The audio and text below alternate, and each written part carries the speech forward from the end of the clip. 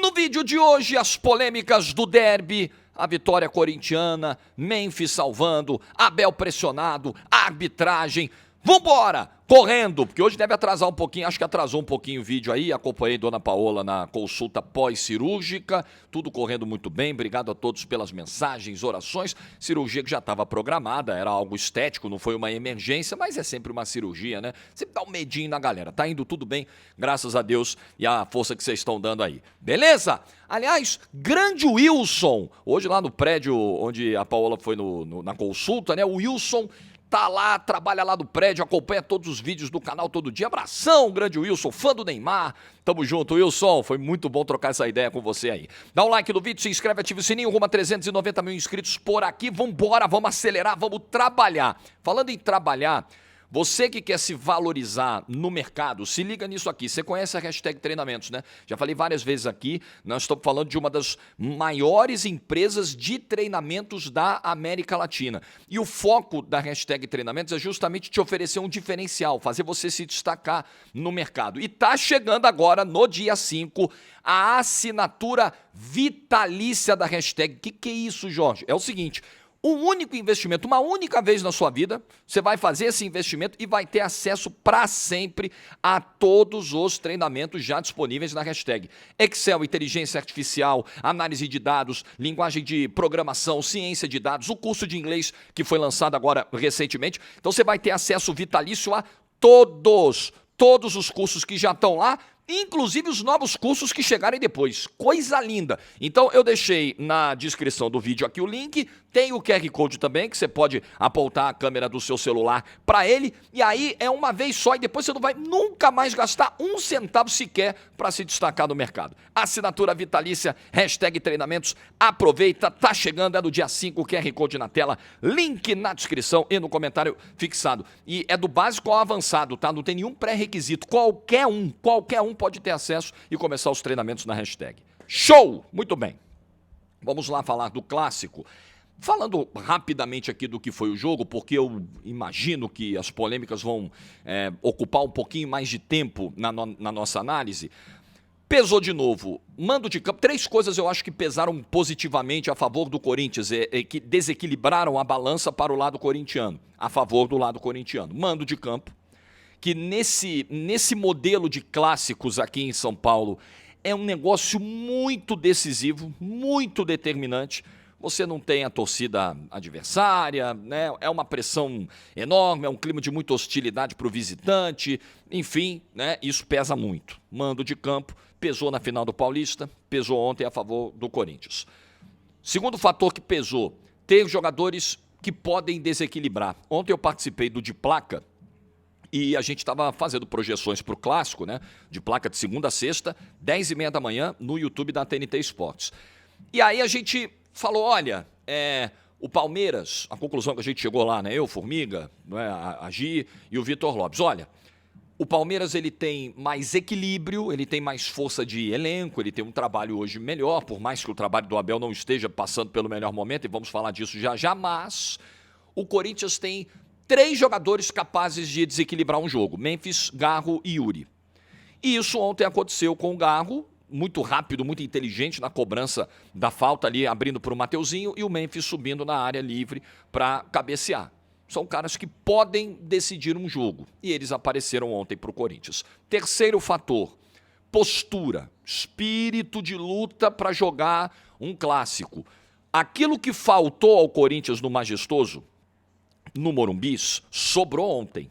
Sobrou esforço, sobrou dedicação, muitas vezes até passando do ponto. O Ranieri foi um leão em campo, mas também fez falta pra caramba. Mas num jogo como esse, né, é necessário fazer. Então, essa eu acho que é uma boa comparação, né? E aí pode ser também a questão do mando de campo influenciando, porque aquele Corinthians passivo, que com 18 do segundo tempo estava tomando olé do São Paulo, estava jogando dentro do Morumbi. Na Neoquímica Arena foi outro nível de competitividade do Corinthians, de retirada de espaços do adversário, foi outro nível. Então isso também apareceu no jogo de ontem. Foi um jogo que teve ali momentos de oscilação, o início me pareceu um pouquinho melhor do Palmeiras, depois do pênalti perdido, Ao invés do Corinthians se abater, o Corinthians cresce bastante no jogo. Na parte final do primeiro tempo, o Palmeiras já melhora. E aí o segundo tempo tem um pouco de equilíbrio e tem um jogo mais truncado. Achei o jogo mais feio. Acho que o jogo até caiu um pouco de nível na comparação do segundo tempo com o primeiro. Então, isso tudo pesou. E clássico é detalhe, né? Veja que nós estamos falando de detalhes, né? É uma postura um pouquinho mais correta do que o do adversário. É um lance que você aproveita, não desperdiça, uma bola para matar o jogo, né? É você tentar minar todas as tentativas do Palmeiras, e aí às vezes na base da falta, às vezes na base da catimba. Detalhes, clássico tem muito isso. E o Corinthians foi ontem um time que se deu melhor nos detalhes, na batalha do jogo, e acabou vencendo por 1-0, confirmando aí, né, a vantagem, né, abrindo vantagem, indo para o Allianz Parque com a possibilidade de apenas empatar e aliviando bastante a pressão em cima do Dorival Júnior. Sem dúvida, ontem foi uma das melhores, e não foi uma atuação exuberante. Eu acho que isso diz muito dos 17 jogos do Dorival à frente do Corinthians, do trabalho dele. Uma das melhores atuações desse trabalho está longe de ter sido uma atuação brilhante, mas ela foi suficiente para ganhar de um rival. Ela abriu uma vantagem muito importante contra um adversário que é mais forte. Hoje, inegavelmente, o Palmeiras é mais forte que o Corinthians, em termos de elenco, de investimento e tudo mais, de organização, né? Mas não é uma atuação brilhante. Mas dá para classificar, é possível. Agora, o Corinthians joga por 2 resultados dentro do Allianz. O Palmeiras, né? Palmeiras é o seguinte: trabalho do Abel, eu tenho dito, tenho repetido e acho que vale a gente destacar isso aqui de novo. O trabalho do Abel já viveu momentos bem melhores. Eu acho que da semifinal da Libertadores de 23, que foi a do Boca, da semifinal da Libertadores de 23 para cá, o Abel vem tendo momentos de muita instabilidade dentro do Palmeiras. O Palmeiras é um time que às vezes tem muita dificuldade para propor, ou quando ele consegue ultrapassar essa primeira barreira de dificuldade, vem uma segunda dificuldade que é ser efetivo, e o Abel fala muito desse termo, né? E ontem de novo, né? O Palmeiras teve oportunidades e não conseguiu ser efetivo, não conseguiu ter a tal da eficácia. Esse é o termo que o Abel gosta. A tal da eficácia o Palmeiras não conseguiu ter, e eu acho que a pressão ela faz todo sentido diante dos investimentos que o Palmeiras fez. Então, eu continuo achando que não dá para abrir mão do melhor treinador do futebol brasileiro dos últimos 5 anos. Eu não faria isso se presidente do Palmeiras fosse, e a presidente do Palmeiras também não fará, tá claro, né? Enquanto ela quiser e o Abel também quiser, o casamento continua. Não faria isso, não faria essa troca. Não estou pregando interrupção de trabalho, não acho que acabou o trabalho. Mas o Abel precisa ser cobrado, o Palmeiras precisa ser mais sólido, o Palmeiras precisa ser mais confiável, o Palmeiras precisa apresentar um nível de competitividade dos clássicos que ele já apresentou na era Abel Ferreira e que parece que se perdeu nos últimos tempos. Ah não, o Palmeiras jogou bem, o Palmeiras fez um jogo terrível em Itaquera? Não posso dizer isso. Seria muito injusto da minha parte dizer, o Corinthians foi mal, o Corinthians não jogou nada. Pô, o André Ramalho tirou bola em cima da linha, o Vitor Roque incomodou pra caramba, cavando falta, cartão amarelo pro adversário, brigou pra caramba. O Sousa fez um segundo tempo muito interessante, já tinha feito um bom primeiro tempo, um segundo tempo ainda melhor. O Palmeiras não foi mal, só que o Palmeiras teve os seus vacilos defensivos com o Gomes, né? Não só o lance do pênalti que ele comete em cima do Memphis, como os 2 passinhos pra frente que ele dá na hora do cruzamento e deixa o Memphis livre. Não sei o que passou pela cabeça do Gomes. Eu acho que tem muito uma questão técnica e física. E, enfim, né? Hoje o Gomes não está conseguindo entregar o que entregou há 3 anos. Ok, faz parte, né? Faz parte. O Palmeiras teve então esses problemas, mas o Palmeiras fez um bom jogo. Agora, não está sendo suficiente. Estamos jogando bem, nem sempre tem jogado tão bem assim, nem sempre tem criado tantas oportunidades assim, para ser muito justo, né? Para ser verdadeiro. E quando cria, também a bola não está entrando com tanta facilidade. Isso é um trabalho pro Abel. O Palmeiras foi lá, gastou um caminhão de dinheiro no Vitor Roque. Ele precisa fazer a bola do Vitor Roque entrar de algum jeito. Ele precisa fazer o Vitor Roque ser mais municiado, ser melhor acionado, receber a bola em condições. Quantos jogos aí a gente viu o Palmeiras tentando acionar o Vitor Roque do jeito que aciona o Flaco? E são estilos completamente diferentes, são jogadores completamente diferentes. Aliás, o Abel ontem acho que piora o time quando faz as alterações no final.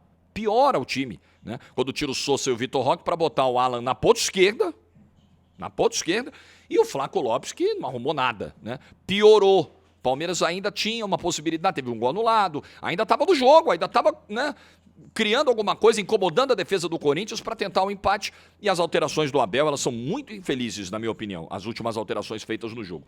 Então é um momento assim de alerta mesmo. O trabalho do Abel, ele precisa sofrer um questionamento nesse momento, porque ele tem um belíssimo de um elenco nas mãos. Tudo bem, ele perdeu o Estevão, o Paulinho tá machucado, né? Enfim, mas ele precisa. O Palmeiras, o sarrafo do Palmeiras, ele é mais alto. Às vezes tem torcedor que se incomoda com isso, né? Pô, mas o Palmeiras sempre tem a obrigação de jogar bem. O Flamengo sempre é mais cobrado que todo mundo. O sempre é um exagero, mas eles serão mais cobrados que os demais. Na medida em que eles são mais organizados, mais estruturados, têm mais dinheiro, têm melhores jogadores, melhores elencos mais preenchidos, equilibrados. É normal, gente. É normal. Que bom que o Palmeiras não é o coitadinho. Que as pessoas hoje olham e falam, caramba, né? Não tem jeito. O Palmeiras em Itaquera é isso mesmo. O Palmeiras não consegue competir com o Corinthians. Não, peraí. O Palmeiras não pode finalizar tão pouco no gol adversário, por exemplo. Menos de 50% das finalizações no jogo de ontem foram no alvo, foram no gol. Então, falta essa efetividade, falta essa eficácia. E acho que está faltando também a postura competitiva para um jogo como esse. Ontem o Corinthians entrou para competir no derby, o Palmeiras não fez um jogo ruim, passivo, não foi atropelado, mas sabe, sim, parece que se perdeu alguma coisa no caminho. Difícil, né? Pode parecer uma análise, pô, Jorge, mas aí você está usando fatores até místicos. Não é necessariamente isso, mas tem coisas de comportamento, de postura, que o treinador precisa tirar do elenco, de alguma forma, né? De uma certa energia para jogar alguns jogos. E o Palmeiras está pecando em jogo grande, em jogo decisivo. É uma cobrança pertinente do torcedor do Palmeiras. Não acabou o confronto, o Palmeiras pode classificar, claro, mas a cobrança, ela faz sentido. Palmeiras, eu tava vendo esse dado, cara, é que eu tinha até printado para trazer no vídeo, mas eu não achei. Dos últimos jogos, o Palmeiras tinha sido um dos times com a taxa mais baixa de finalização ou de conclusão de jogadas no Campeonato Brasileiro. Eu vou ver se eu acho esse dado enquanto gravo o vídeo aqui, pesquisar e falar e dar opinião é meio difícil, eu tô querendo milagre. Mas enfim, Palmeiras precisa melhorar isso. Palmeiras precisa realmente melhorar a sua efetividade dentro da temporada. Tem jogo ainda, mas vai ter que ter outra postura quarta-feira que vem no Allianz Parque. Vou falar de Wilton, né? Vamos falar de arbitragem. Eu queria falar também da comemoração do gol, da treta que deu lá, do gol anulado, da treta que deu do Hugo Souza com o Maurício e com o Gomes, especialmente com o Maurício. Então, eu vou chegar lá. Arbitragem. Cara, começa o jogo, no primeiro minuto do jogo, tem um escanteio pro Corinthians. O jogo começou, aquela temperatura, o estádio vibrando, você fica naquela expectativa, finalmente começou agora. Aí o Wilton vai lá na área e começa a conversar, e começa a bater papo, e demora 1 minuto para autorizar a cobrança do escanteio. Ali o Wilton já deixou desenhado o roteiro que ele seguiria para apitar o jogo. Ele picotou o jogo pra caramba, ele apitou pra ele, e o árbitro faz isso, infelizmente. Jorge, o árbitro tem que pensar nele. Desculpa, o árbitro tem que pensar no espetáculo. O Wilton ontem pensou nele. Ele entrou para administrar o jogo. O árbitro no Brasil, ele tem zero compromisso com a qualidade do jogo, a dinâmica do jogo, o bom andamento do jogo. Zero. Aliás, ele é inimigo disso. Ele trabalha contra o bom andamento do jogo. E foi exatamente o que o Wilton fez ontem. Lamentável. O Wilton que foi tão bem no Mundial, o Wilton que fez uma atuação, uma arbitragem tão boa no Flamengo e São Paulo na volta do Mundial também, né? Só o Flamengo jogou, né? São Paulo foi pro Maracanã para olhar, não competiu, não teve jogo. Num jogo mais pegado, o padrão da arbitragem brasileira é exatamente esse aí. E ele precisa fazer isso, picotar o jogo, para tentar se impor de alguma maneira, porque eles não conseguem impor o respeito em campo. O lance da ida do Wilton ao VAR para checar o pênalti do Gomes em cima do Memphis é vergonhoso para a arbitragem brasileira. É um vexame. O cara não consegue chegar no monitor. Por quê? Porque ele não tem autoridade suficiente ou não exerce suficientemente a sua autoridade para expulsar do caminho, o termo é esse. Expulsar do caminho quem está na frente dele, impedindo a sua ida, a sua caminhada ao monitor. E o jogador brasileiro, como nós temos falado aqui nesse canal, não ajuda em nada também. Faz questão de piorar o que já é ruim. Faz questão de atrapalhar, fazer bolinho, botar a mão no árbitro, parar o corpo na frente do árbitro, não deixar o árbitro andar. Vergonhoso. Vergonhoso. Por isso que tem horas, cara, tem horas que você, porra, mas é vira-lata. Irmão, esse tipo de coisa não pode triunfar, tá? O antijogo não pode triunfar. Não pode prevalecer. A nossa cultura de atrapalhar o andamento do jogo, ela não pode prevalecer. Por isso que às vezes a gente toma porrada aí, mundo afora, e é bem feito. E é bem feito que tome. Porque aí quando chega no Mundial, na Copa do Mundo, todo mundo quer se comportar bonitinho. E o dia a dia é essa palhaçada que a gente vê no Campeonato Brasileiro. De jogador, de treinador, de arbitragem, de todo mundo. De todo mundo. Ninguém tá preocupado com a qualidade do jogo. Ninguém. Então, realmente, um horror ontem. Agora, checagem do VAR, lance do gol anulado, gol do Maurício, impedimento milimétrico do Gomes. Está combinado, e o combinado não é caro, está combinado entre todos que a tecnologia é essa.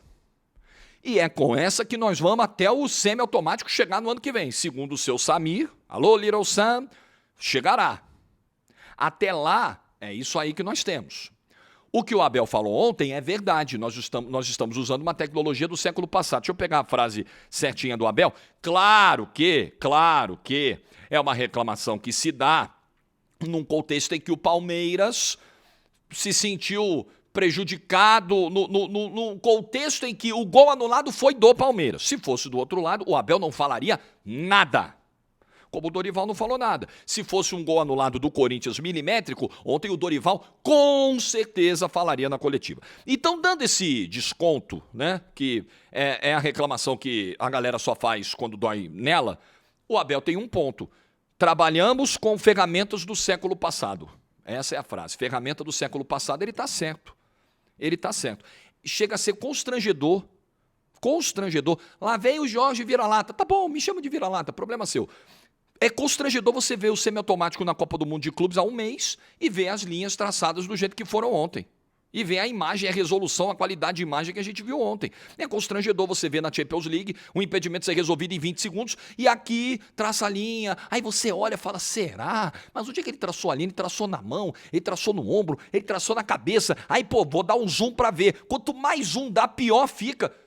É péssimo. Aí a gente quer tirar onda. Não, olha aí o que nós fizemos no Mundial. Tiramos onda com os europeus, ganhamos do Chelsea, ganhamos do Paris Saint-Germain. Pô, muito legal. No geral, se a gente cruzar com os caras mais 10 vezes, nós vamos perder 8, provavelmente. 7, 8, com os top, né? Com os top. Porque a gente não se comporta dessa forma, como deveria se comportar. A gente não se dá o respeito. Um campeonato brasileiro que ainda tem uma tecnologia como essa para definir impedimento, no maior clássico do país... Não era um jogo qualquer, o maior clássico do país. Com essa qualidade de tecnologia, é um campeonato, é uma competição, é uma entidade, é uma liga, são clubes que não se dão ao respeito. Eu acho que está me pedindo, olhando, eu acho, 100% de certeza, impossível. Impossível. E esse eu acho que é outro problema da ferramenta. Ah não, Jorge, a ferramenta não veio para isso, a ferramenta veio para corrigir erro. Claro que eu entendo, mas quando chega uma ferramenta como essa, a expectativa que você tem é, caramba, agora nós vamos ter lisura. Agora a gente vai olhar a imagem e vai falar, pá, não tem sacanagem aqui, é isso mesmo, é preto no branco. Como? Com essa tecnologia, eu saio com mais dúvida. Eu fico com mais dúvida. Quando traça as linhas, às vezes é pior. Você olha e fala, caramba, será que o cara... Aí você fica, né? Será que o cara não tá fazendo uma cagada aí na operação, na hora de traçar a linha? Será que é erro humano? Será que é falha? Será que é má fé? Aí tem torcedor que pensa isso, É a bunda na janela, né? Deixa a bunda na janela. Alguém vai chegar, pode dar um tapa, pode passar a mão. Você deixou. Depois não adianta reclamar. É isso que nós temos, infelizmente. Nisso o Abel está certo. Ferramenta do século passado. Mas é a nossa roda gigante. É a nossa roda gigante. Ontem foi um lance milimétrico e o Palmeiras, né? Pode ser na semana que vem para o outro lado. E a reclamação pode vir do outro lado. Como sempre acontece. Essa é a roleta russa da arbitragem no futebol brasileiro. Simples assim. É isso aí, vídeo feito, espero que você tenha tido um bom almoço, desculpe o atraso, like no vídeo se você ficou até o final, juízo e tchau!